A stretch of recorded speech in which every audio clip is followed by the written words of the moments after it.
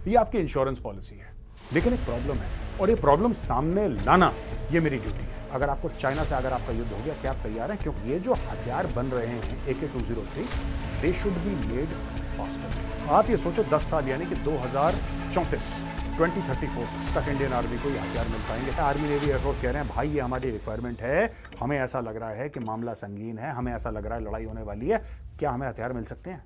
और फिर वो लोग कहते हैं तुम कहीं से भी लाओ यार, हमारा काम थोड़ा ना हथियार बनाना।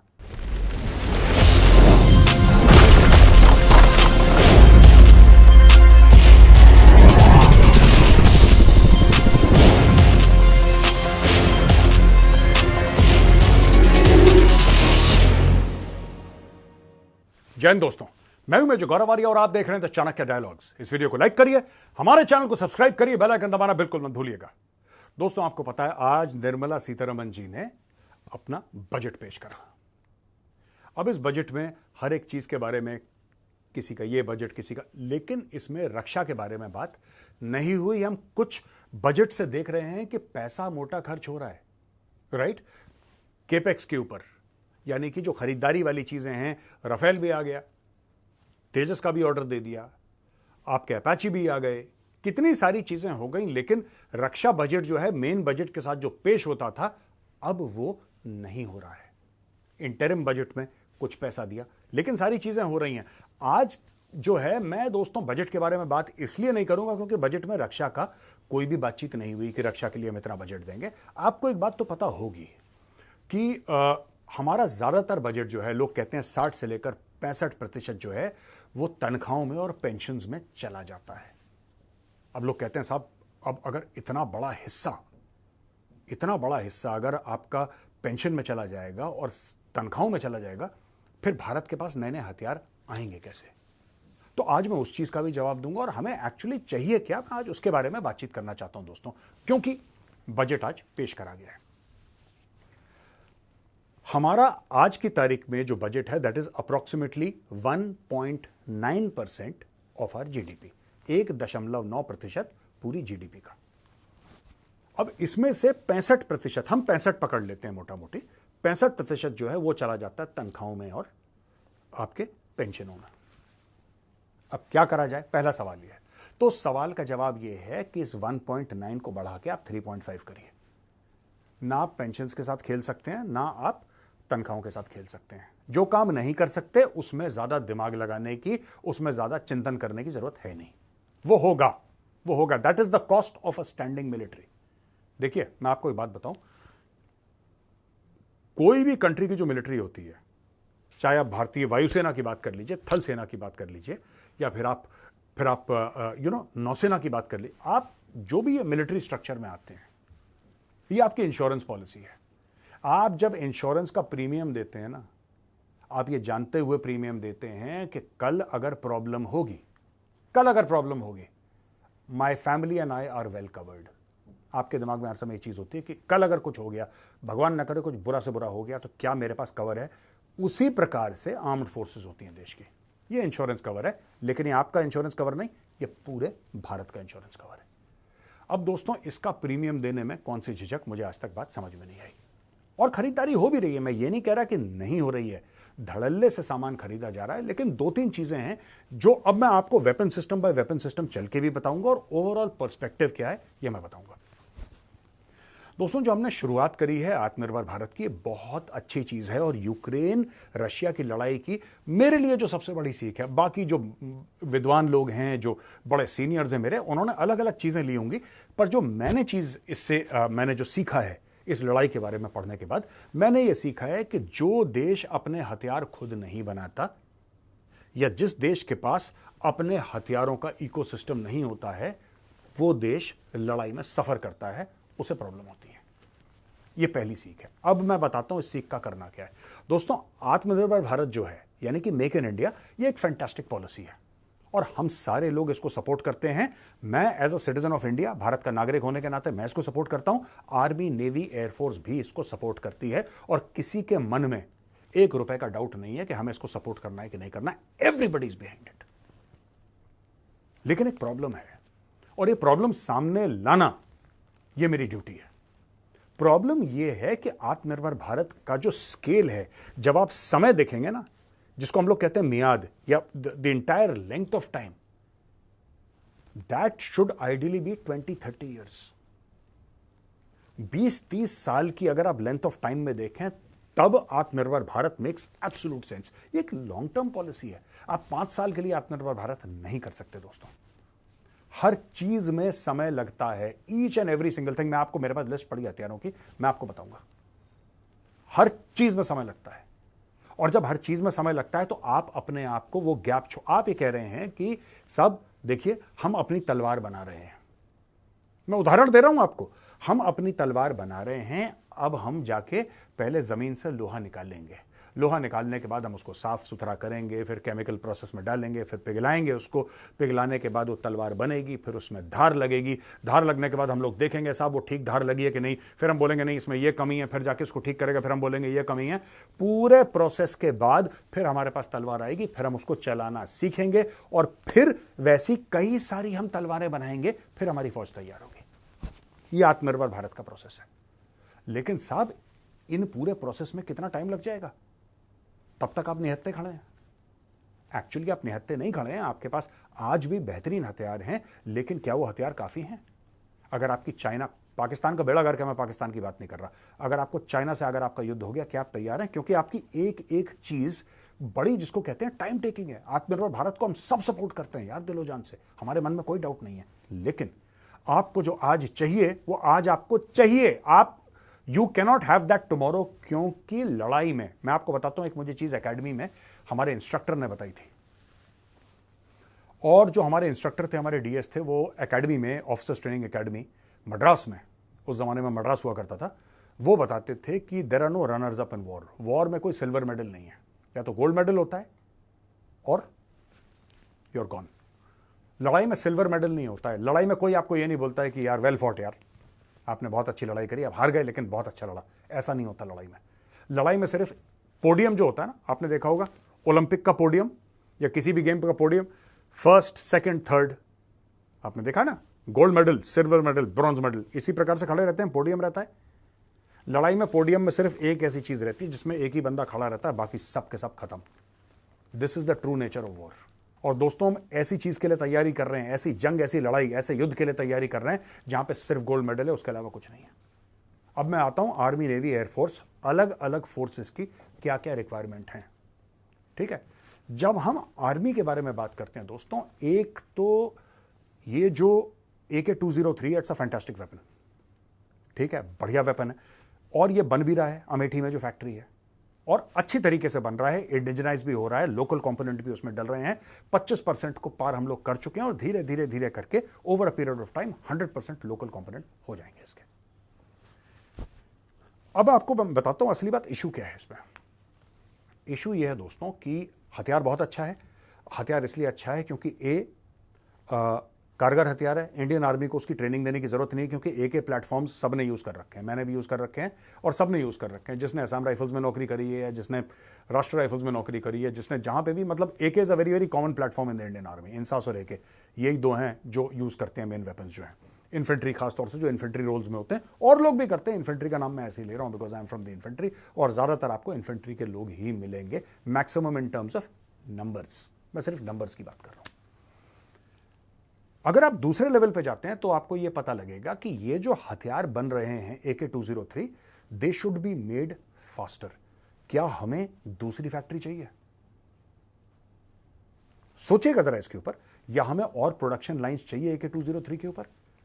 अगर चाहिए तो क्यों चाहिए, आज मैं आपको उसका लॉजिक बताऊंगा दोस्तों। अब देखिए दोस्तों, अब यह चीज है कि कह रहे हैं कि करीब 35,000 AK-203 राइफल्स इंडक्ट हो गई हैं इंडियन आर्मी में। 35,000 टोटल ऑर्डर है 6 लाख का इंडियन आर्मी के लिए। 6 लाख इंडियन आर्मी के लिए ऑर्डर है। It will be spread over 10 years. 10 साल लगेंगे, 10 साल और। आप ये सोचो 10 साल यानी कि 2034 2034 तक इंडियन आर्मी को ये हथियार मिल पाएंगे। तब तक आधी फौज कुछ इस्तेमाल करेगी, आधी फौज। ये 10 साल में होगा क्या? ये 10 साल के अंदर होगा क्या, ये बताइए मुझे। Who will be responsible if a war breaks out? ये AK-203 हमें आज चाहिए, मैक्सिमम आप 2-3 साल ले लीजिए। इसका यही इलाज है दोस्तों कि ये जो फैक्ट्री है, मेन फैक्ट्री अमेठी में, आप इसी के तहत बोलिए कि इसको एक्सपेंड करिए, अपने प्रोडक्शन को एक्सपेंड करिए। खरीदने वाले बहुत हैं, ऐसी बात नहीं है फैक्ट्री बेकार चली जाएगी। आर्मी, नेवी और एयरफोर्स को देने के बाद आपकी BSF है, आपकी CRPF है, आपकी ITBP है, आपकी CISF है, आपकी SSB है, आपकी असम राइफल्स है, कोस्ट गार्ड इज देयर, फिर आपकी स्टेट पुलिस है, तो और फिर उसके बाद अब एक्सपोर्ट भी करेंगे। तो ऐसी बात नहीं है कि वो फैक्ट्री आर्मी को देने के बाद खत्म हो जाएगी, ऐसा नहीं है। There is enough market for AK-203। इसके प्रोडक्शन को एक्सपैंड करना पड़ेगा दोस्तों। ये 10 साल का जो एक्सपोजर है बहुत खतरनाक और बहुत बड़ा एक्सपोजर है। It is too long, 10 years is too long. हर चीज में 10-15-20 साल लगेंगे, 10-15-20 साल लगेंगे। अब मैं जब कमीशन हुआ था 1994 में, तब से सुन रहा हूं तेजस, तब से सुन रहा हूं अर्जुन। ये कहानी खत्म नहीं हो रही तेजस और अर्जुन की। 30 साल तो मुझे हो गए कमीशन हुआ। अब ये देखिए, Army intends to issue a request for proposal this year for a mega project worth an estimated 57,000 crores. The aim is to produce 1770 future ready combat vehicles in India to replace T-72. अब T-72 Russian tanks अब पुराने हो चुके हैं, उनको replace करने के लिए हमें ये फ्यूचर रेडी कॉम्बैट व्हीकल्स चाहिए। अब रिक्वेस्ट फॉर प्रपोजल जाएगा, मैं आपको बताता हूं उसमें होगा क्या। मैं आपको बताता हूं, किसी ने मुझे न्यूज आइटम फॉरवर्ड करा था कि मैं कंपेयर नहीं कर रहा यार, आप ये मत सोचना कि यार मेजर साहब ये कौन सा अजीबोगरीब आपने बेहुदा सा कंपैरिजन कर लिया। मैं आपको सिर्फ माइंडसेट के बारे में बता रहा हूं, ठीक है। ट्रंप को गोली लगती है, 3 घंटे के अंदर चाइना में एक बंदा टी-शर्ट छाप के बेच रहा है उसको। ट्रंप के कान में गोली लगती है, 3 घंटे के अंदर चाइना में एक भाई है जिसने टी-शर्ट छाप के ऑनलाइन बेचना शुरू कर दिया। बेचो बेचो बेचो। अब आप समझो जो स्पीड है ना काम की। और मैं बिल्कुल फिर कह रहा हूं, मैं कंपेयर नहीं कर रहा। आप ये मत लिख देना भी कमेंट्स में कोई लिख दे कि यार आप कैसी बातें कर रहे हो। मैं कोई कंपेयर नहीं कर रहा, मैं सिर्फ एटीट्यूड की बात कर रहा हूं। ये चीज है कि T-72 को हमें वो करना है, ये कब से चल रहा है यार। इसीलिए अब फिर आप फौज को कहते हो कि फौज इंसिस्ट ये करेगी कि हमें इंपोर्टेड चीज चाहिए। फौज ये नहीं कह रही है कि उसको इंपोर्टेड चाहिए कि डोमेस्टिक चाहिए कि लोकल चाहिए कि विदेशी चाहिए। आर्मी, नेवी, एयरफोर्स ये नहीं कह रहे। आर्मी, नेवी, एयरफोर्स कह रहे हैं भाई ये हमारी रिक्वायरमेंट है, हमें ऐसा लग रहा है कि मामला संगीन है, हमें ऐसा लग रहा है लड़ाई होने वाली है, क्या हमें हथियार मिल सकते हैं। और फिर वो लोग कहते हैं तुम कहीं से भी लाओ यार, हमारा काम थोड़ा ना हथियार बनाना, हम तो लड़ेंगे, हमारा काम है लड़ना, लेकिन तुम तलवार तो पकड़ाओगे हाथ में। और तलवारें दोस्तों पकड़ाई जा रही हैं।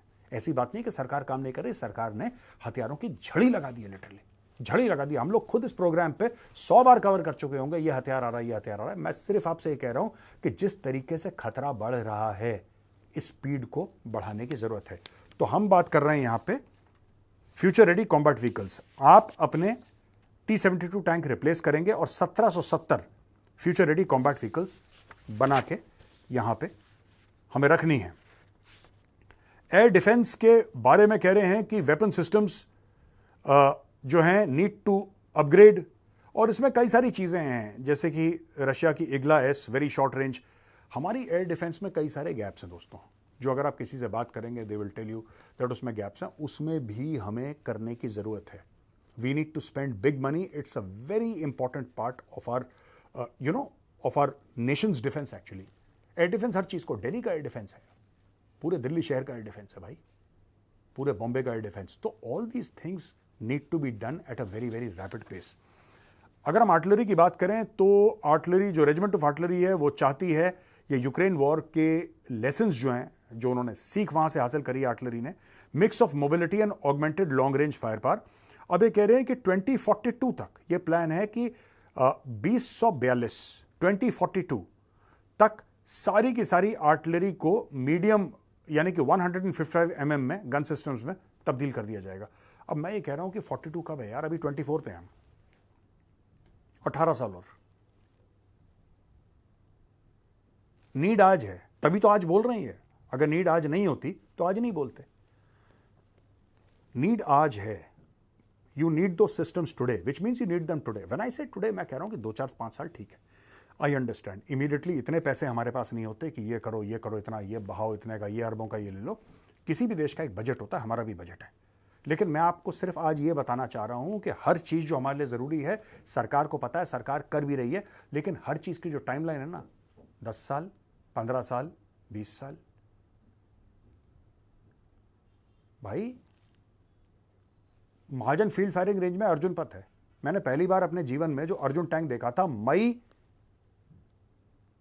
1994 में देखा था अर्जुन टैंक, 1994 मैंने देखा, वहां पे दौड़ता हूं। मैंने बोला ये कौन सा टैंक है, क्योंकि उसके पहले जो हमने थोड़े बहुत टैंक देखे थे वो तेज चलते थे, ये तो मारुति की तरह भाग रहा था। हमारे टाइम पे मारुति चलती थी, मारुति 800 बड़ी, हम लोग उसी को बढ़िया गाड़ी मानते थे। लॉन्ग बैक तो होती नहीं थी ना, ये सब गाड़ियां हुंडई फुंडई होंडा सिटी ये सब तो होती नहीं थी हमारे टाइम पे, तो मारुति बहुत बड़ी चीज़ थी। तो हमने बोला मारुति की तरह टैंक कौन सा भाग रहा है यार ये इतनी स्पीड से। तो मुझे फिर बोला, जेसीओ साहब थे मेरे बगल में, उन्होंने बोला साहब ये अर्जुन है। तो अच्छा ये अर्जुन जिसके बारे में हमने इतना सुना था, पहली बार मैं 1994 में मैंने देखा। मेरे जो कोर्समेट हैं, ठीक है, कई कर्नल बन के रिटायर हो गए, कई ब्रिगेडियर बन गए, 1-1.5 साल में कुछ मेजर जनरल बन जाएंगे। हमें पता ही नहीं हमारे डिफेंस में क्या हो रहा है यार।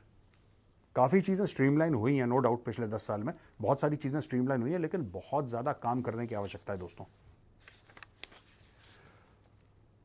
M777 होवर्ट्जर, इसका इंडक्शन की बात चल रही थी। अब बीएमपीज को बोला है कि बीएमपीज हमारे पास कई सारी हैं, अब उसको रिप्लेस करना है बीएमपी को। तो अब ये कह रहे हैं कि साहब हम लोग स्ट्राइकर्स लेकर आएंगे। अमेरिका से बात चल रही है स्ट्राइकर्स की। टाटा भी कुछ बना रहा है, महिंद्रा भी कुछ बना रहा है। अब लोग कह रहे हैं साहब आप टाटा महिंद्रा से नहीं लेके आप आत्मनिर्भर भारत ऐसा कैसे है कि स्ट्राइकर। ओ भाई striker is a different platform यार। स्ट्राइकर एक बिल्कुल अलग प्लेटफॉर्म है, क्योंकि उसमें आर्मर लगा हुआ है, क्योंकि उसके अंदर कुछ इन्फेंट्री वाले बैठ के ट्रैवल कर सकते हैं। इसका मतलब आप ये मान लो कि दोनों बराबर हैं? नहीं, टाटा वाला प्लेटफॉर्म अपनी चीज़ के लिए बहुत बेहतर है। महिंद्रा जो बना रहा होगा वो अपनी चीज के लिए बहुत बेहतर चीज बना रहा होगा, no doubt. Striker is a totally different platform all together, वो चीज ही अलग है। मैं 5-7 बार स्ट्राइकर के बारे में सवाल का जवाब दे चुका हूं। ये देखिए साहब स्ट्राइकर की बात। अब इंडियन एयरफोर्स का ये कहना है कि साहब ये जो हमारा 42 स्क्वाड्रंस का ऑथराइज स्ट्रेंथ है। जब मैं बात करता हूं ना वेटरन से, इंडियन एयरफोर्स के वेटरन से, मैं उनका नाम नहीं लूंगा अभी, सीनियर वेटरन से, वो कहते हैं कि गौरव यार वी नीड एटलीस्ट 55 स्क्वाड्रंस, क्योंकि 42 स्क्वाड्रंस का जो ऑथराइज स्ट्रेंथ है ये दोस्तों बहुत पुराना है यार। ये बहुत पुराना हो गया, बहुत पहले से चलता, नए थ्रेट्स हैं। चाइना ने जिस तरीके से J-20 डिप्लॉय कर दिया, चाइना बात कर रहा है दूसरे अपने 5th जनरेशन के बारे में, फाइटर जेट के बारे में। चाइना जो बात कर रहा है अपना 6th जनरेशन के ऊपर पैसा लगा दिया। वो कह रहा है 10 साल के अंदर हमारा 6th जनरेशन उड़ना शुरू कर देगा। तो ये जो पूरा एक माहौल बन रखा है, 42 is only good for conversation, a lot of I don't know, I am not from the air force. तो इस बात के बारे में मैं आपको एक्सप्लेनेशन नहीं दे सकता, ना आप मुझसे मांगिए भाई। लेकिन मैं जो मुझे बात सुनाई गई है, मैं आपको वो बातें आपके साथ शेयर कर रहा हूं। लोग कह रहे हैं साहब we need minimum 55 squadrons, fighter squadrons, minimum 55 होना चाहिए ऑथराइज्ड, ऐसा लोग कहते हैं। इफ आई एम रॉन्ग आप कमेंट्स में लिखिएगा कि नहीं मेजर साहब I am from the air force and you are wrong, absolutely wrong, I will take that, no problem. अच्छा जी, इसमें जो IAF का है एक MMRCA का कॉन्ट्रैक्ट है, medium multi role combat aircraft. 126 multi role combat aircraft की बात करी जा रही है, 126। ये अगर 18 का स्क्वाड्रन पकड़ो, 18 एयरक्राफ्ट का एक स्क्वाड्रन पकड़ो, ये बनती है 7 squadrons. Not enough, not enough. अगर आप 42 स्क्वाड्रन्स के हिसाब से भी आप बोलें, और आप बोलें कि 42, 55 को छोड़िए, आप मारिए गोली 55 को, 42 अगर आपका ऑथराइज्ड है और आप 30 पे हैं, तो 12 तो वैसे ही शॉर्ट है। So this is solving your problem, I mean only 60%. It is not 100% solving your problem. You need a plan for 55 squadrons. That is what I feel. S-400 systems की हम लोग बात कर रहे हैं, फिर ब्रह्मोस सुपरसोनिक क्रूज और ब्रह्मोस जो एयर वाला है उसको कह रहे हैं एक्सटेंडेड जाएगा 800-900 किलोमीटर, उसकी बातें चल रही हैं। आकाश मिसाइल और बराकेट, ये सर्फेस टू एयर मिसाइल्स हैं। Indigenous system project Kusha. अब देखिए ना, ये चाइना का एयर डिफेंस सिस्टम कहां पे है, राइट? और बाकी सारे अपने एयर डिफेंस सिस्टम कहां पर हैं। और हम जो बात करते हैं एयरक्राफ्ट कैरियर्स की, अब बात कर लेते हैं, ठीक है ना। एयरफोर्स की हमने आर्मी की बात कर ली, वी जस्ट टचिंग बेसिक्स यार, हम लोग इतनी कोई कॉम्प्लिकेटेड बात नहीं कर रहे हैं यहाँ पे। अब देखो, ये जैसे हम लोग कहते हैं कि हमारा ये 45 टन डिस्प्लेसमेंट का एयरक्राफ्ट कैरियर है, China is building 80,000-85,000 ton. What we actually need is not more of these 45,000 ton displacement. What we need is a 100,000 ton displacement nuclear powered aircraft carrier. अगर आपको अमेरिका के साथ partnering करनी है, आप करिए ना, वो बनाते हैं रेगुलरली, वो बनाते हैं रेगुलरली। न्यूपोर्ट न्यूज़ करके है, दे मेक इट रेगुलरली यार। एयरक्राफ्ट कैरियर उनके हैं, 11 I think 11 of them are in operation if I am not mistaken, 12th और 13th 14th 15th वो लोग, it's already in the process. कोई हथियार एयरक्राफ्ट कैरियर जैसा नहीं है in projecting a nation's military intent, a nation's diplomacy, a nation's will to fight. Aircraft carrier जैसा कोई प्लेटफॉर्म भाई बना ही नहीं है, वो एक अलग दुनिया है। और आपको पता है Gerald Ford type aircraft carrier जो अमेरिका के हैं, उसको सिर्फ चलाने, उसको मेंटेन करने के लिए और उसको ऑपरेशनल रखने के लिए उस एयरक्राफ्ट कैरियर के अंदर 6 से लेकर 6,500 लोग रहते हैं। 6,000 to 6,500 people are there on that aircraft carrier and उसमें पायलट्स हैं, उसमें मेंटेनेंस क्रू है, उसमें आई मीन एवरीथिंग यार, द एंटायर स्पेक्ट्रम उसमें है। सेलर्स हैं उसमें, कैप्टन ऑफ द शिप है, and everybody is there.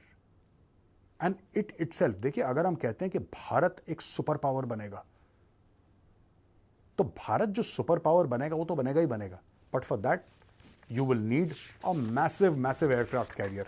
In fact, you will need 2 of them at least, apart from your 45,000 ton displacement aircraft carriers. And also, जो nuclear submarine fleet है हमारी, वो Akula class है, INS चक्रा, ये Russia से हमने lease करी है, और INS अरिहंत 2018, और हमारे पास 15 एजिंग कन्वेंशनल सबमरीन है, डीजल इलेक्ट्रिक वाली 15 पुरानी। फ्यूचर प्लान्स, लीजिंग ए सेकेंड अकुला क्लास, ये 2025 तक एक और आएगी। एक और टेंडर जारी करा गया है 60,000 करोड़ का for 6 advance submarines to be fitted with AIP systems. और इसके अलावा और भी चीजें हैं, submarines, aircraft carriers, other boats, platforms. दोस्तों ये सब चीजें हमें चाहिए। मैंने सोचा कि आज बजट के दिन बात नहीं हुई तो मैं ही बात कर देता हूं। और आखिरी चीज, हथियार कितना भी अच्छा हो ना, उसके पीछे बंदा, he is the main thing. The weapon is not the main thing. Weapon is very very important, but the person behind the weapon is more important than the weapon.